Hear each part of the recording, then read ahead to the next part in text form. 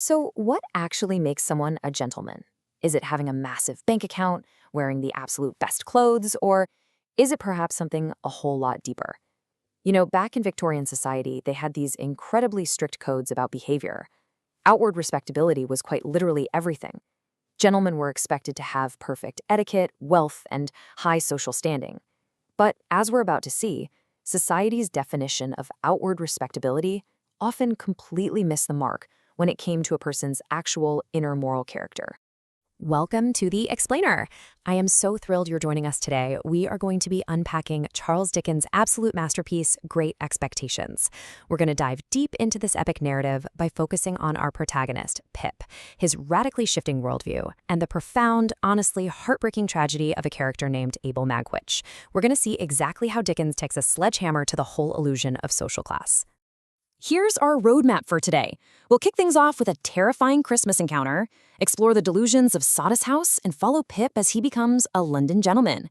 Then we'll hit the shocking reveal of his benefactor, walk through the tragic climax, and finally, unpack that ultimate lesson of morality versus status. All right, let's jump right into Section 1, a terrifying Christmas encounter. Picture this. It's Christmas Eve, 1812. Out in the freezing, incredibly bleak marshlands of Kent. We meet young Pip. He's an orphan, living with his genuinely abusive sister, Mrs. Joe, and her absolute sweetheart of a husband, the blacksmith Joe Gargery. Well, while visiting his parents' graves, Pip has this horrifying run-in. He literally bumps into an escaped convict who grabs him and threatens his life, demanding that Pip bring him a file and some food. Driven by sheer, unadulterated panic, Pip reluctantly steals from his own family's forge and pantry just to appease this desperate, terrifying man.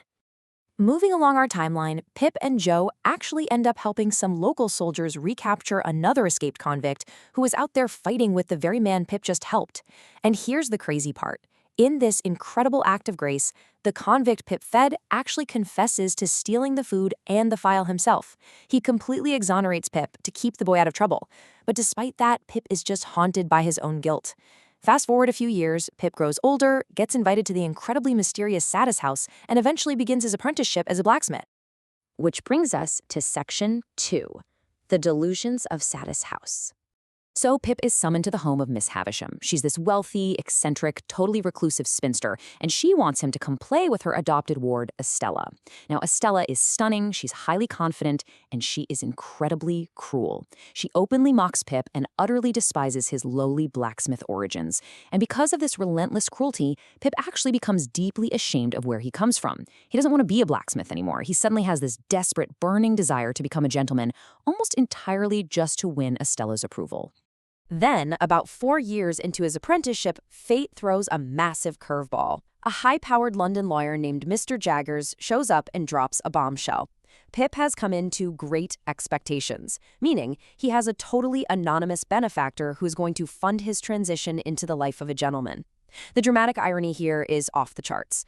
Pip immediately and completely incorrectly assumes that the fabulously wealthy Miss Havisham is his secret patron and that she's secretly grooming him so he can eventually marry Estella. Let's move into Section 3, a gentleman in London.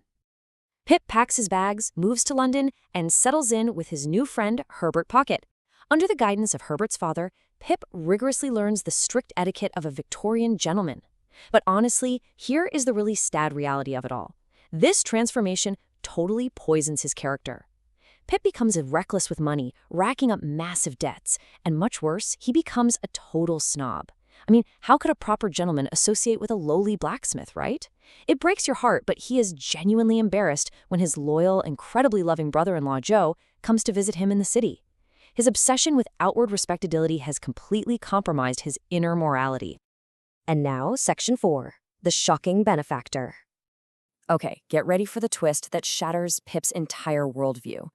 On his 23rd birthday, the secret benefactor is finally revealed. And no, it is absolutely not Miss Havisham. It's Abel Magwitch. Yes, the terrifying, dirty escaped convict from the marshes all those years ago. Turns out, Magwitch was transported to Australia, worked incredibly hard, and amassed a massive fortune. Pip is utterly devastated.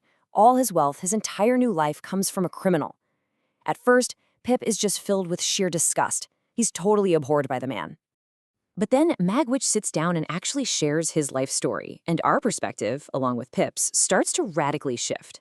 You see, Magwitch wasn't inherently evil. He explains that his entire life of crime was rooted in severe, grinding poverty and total societal neglect. He asks this haunting question: what the devil was I to do? I must put something into my stomach.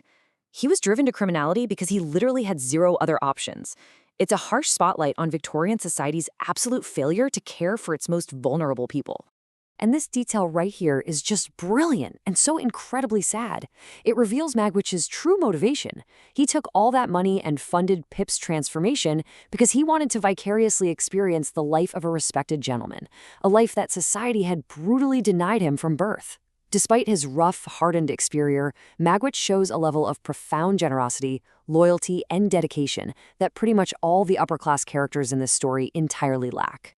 Things really kick into high gear in Section 5, Flight, Capture, and Tragedy. Because Magwitch returned to England illegally, he essentially has a death sentence hanging over his head if he's caught. Now, Pip refuses to take another dime of Magwitch's money, but his conscience kicks in and he resolves to save the man's life. Pip and Herbert hatch this frantic, daring plan to row Magwitch down the River Thames to catch a ship bound for Germany. But bitter irony strikes. They are tipped off to the police by Compeyson. And get this, Compeyson is the exact same fraudster who ruined Miss Havisham's life and who manipulated Magwitch into crime years ago. The two men fight in the freezing river. Compeyson drowns, but Magwitch is severely injured and finally captured by the police. Magwitch is taken to the prison hospital and he is dying. And it's right here that we witness Pip's complete, beautiful moral awakening. All that snobbery, it's totally gone. Pip stays right by Magwitch's side, holding his hand, vowing, "I will never stir from your side." And in a beautifully tragic final gift to give the dying man peace, Pip whispers a secret to him. Magwitch's daughter is alive, she is beautiful, and Pip loves her. That daughter is Estella.